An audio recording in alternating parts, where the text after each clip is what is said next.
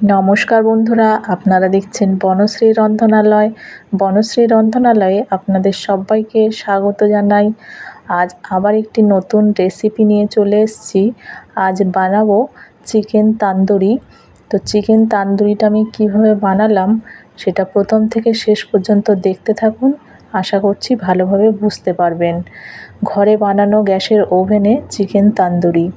তো প্রথমেই আমি বড় বড় সাইজের কয়েক টুকরো চিকেন নিয়ে নিয়েছি, আর চিকেনের গায়ে এই যে চিড়ে নিয়েছি একটু, যাতে মশলাগুলো ভালোভাবে যায়। এখন চিকেনগুলো ভালো করে ধুয়ে নেওয়ার পর এখানে 4 চামচ ভিনেগার দিয়ে দিতে হবে, আর 1 চামচ লবণ দিয়ে দিলাম। দিয়ে এর ওপর থেকে জল দিয়ে দেব, আর জলটা এমন পরিমাণে দেব যাতে চিকেনগুলো সব জলের মধ্যে ডুবে থাকে। এখন একটু ডুবিয়ে দিচ্ছি ভালো করে, ভিনেগার আর লবণ যাতে মিশে যায় জলের সঙ্গে, সেই জন্য চিকেনগুলো একটু নাড়াচাড়া করে দিচ্ছি জলের সঙ্গে। এইভাবে ভালো করে নাড়াচাড়া করে প্রায় 15 থেকে 20 মিনিট ভিজিয়ে রাখবো ঢেকে। এখন 15-20 মিনিট পর ঢাকা খুলে চিকেনটা দেখাচ্ছি। দেখুন চিকেনের কালারটা চেঞ্জ হয়ে গেছে অনেকটা। এখন আমি এই চিকেনের জলগুলো ঝরিয়ে নেব, আর এদিকে আমি আদা, রসুন আর কাঁচা লঙ্কা বেটে নেব। চিকেনের জল ঝরিয়ে নেওয়ার পর আদা, রসুন, কাঁচা লঙ্কা বাটা 2 চামচ দিয়ে দিলাম চিকেনের ওপর, আর দিয়ে দেবো একটু বেশি পরিমাণ লবণ 1 চামচ মতো, আর একটু কাশ্মীরি লঙ্কার গুঁড়ো। কাশ্মীরি লঙ্কার গুঁড়োটা এখানে একটু বেশি পরিমাণে ব্যবহার করতে হবে কালারের জন্য। প্রায় 2-3 চামচ মতো কাশ্মীরি লঙ্কার গুঁড়ো দিয়ে দিয়েছি। দিয়ে এখন সব কিছু ভালোভাবে মিশিয়ে নিচ্ছি। আর এই মশলাগুলো অনেকক্ষণ সময় নিয়ে ভালো করে মিশিয়ে নিতে হবে, যাতে চিকেনের মধ্যে ভালোভাবে প্রবেশ করে।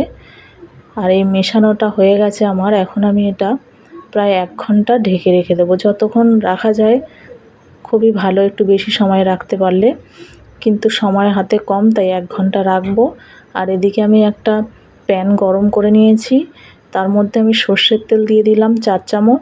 আর তেলটা দেখুন এখানে ধোঁয়া উড়ে গেছে, এরকমভাবে গরম করে নিয়েছি। নিয়ে গ্যাসের ফ্লেম অফ করে দিয়ে তেলটা হালকা ঠান্ডা করে নিয়েছি, যাতে একদম ঠান্ডা না হয়, হালকা গরম থাকে, সেরকম ঠান্ডা করে নেওয়ার পর এর মধ্যে আবারও আমি 3 চামচ মতো কাশ্মীরি লঙ্কার গুঁড়ো দিয়ে দিলাম। দিয়ে একটু নাড়িয়ে নিচ্ছি। এখন এর মধ্যে আমি আবারও দিয়ে দেবো আদা, রসুন আর কাঁচা লঙ্কা বাটা। এখানে আমি 2 চামচ আদা, রসুন, কাঁচা লঙ্কা বাটা দিয়েছি। আর এখন দিয়ে দেব টক দই, 100 গ্রাম মতো টক দই দিয়ে দেব। আর টক দইটা একটু জল ঝরিয়ে নিতে হবে।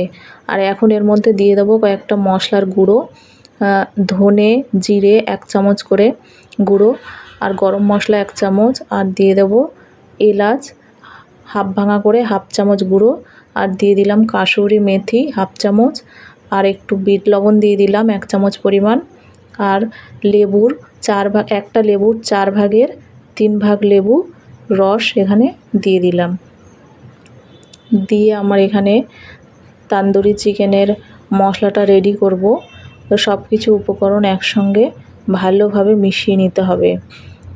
দেখুন ভালোভাবে মশলাটা আমার মেশানো হয়ে গেছে।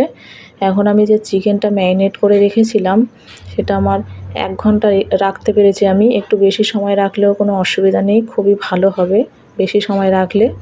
দেখুন চিকেন থেকে অনেকটা জল বেরিয়ে গেছে, জলটা ভালো করে ঝরিয়ে নেওয়ার পর আমি যে মশলাটা রেডি করেছিলাম সেটা চিকেনের মধ্যে দিয়ে দেব। এখন আমি সব কিছু ভালোভাবে মিশিয়ে নিচ্ছি। মশলা, চিকেন একসঙ্গে একটু বেশি সময় ধরে ভালোভাবে মিশিয়ে নিতে হবে, যাতে মশলাটা ভালোভাবে চিকেনের মধ্যে যায়। আর চেরা জায়গাগুলোও ভালোভাবে একটু লাগিয়ে দিতে হবে মশলাটা। দিয়ে কিছুক্ষণ সময় নিয়ে ভালোভাবে এইভাবে আমি চিকেনটা মাখিয়ে নিলাম।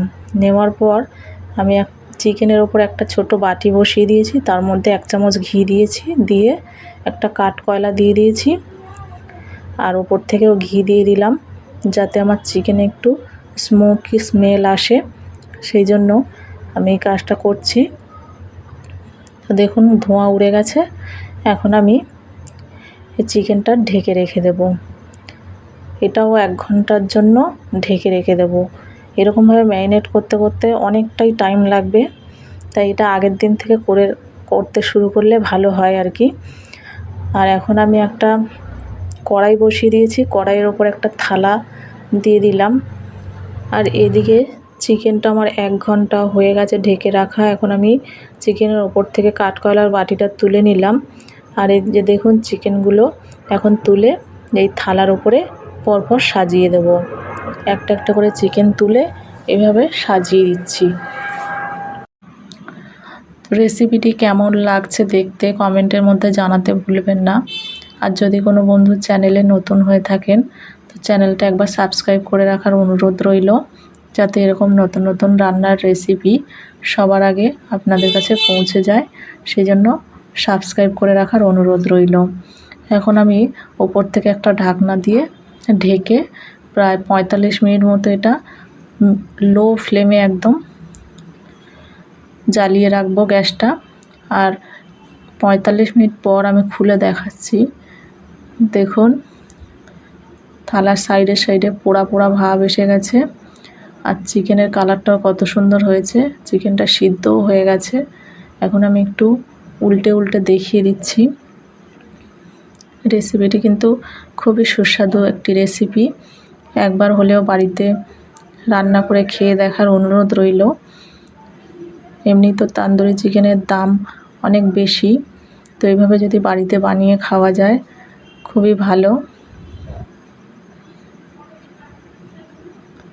তো আমার এখন রেসিপিটি প্রায় হয়ে এসছে।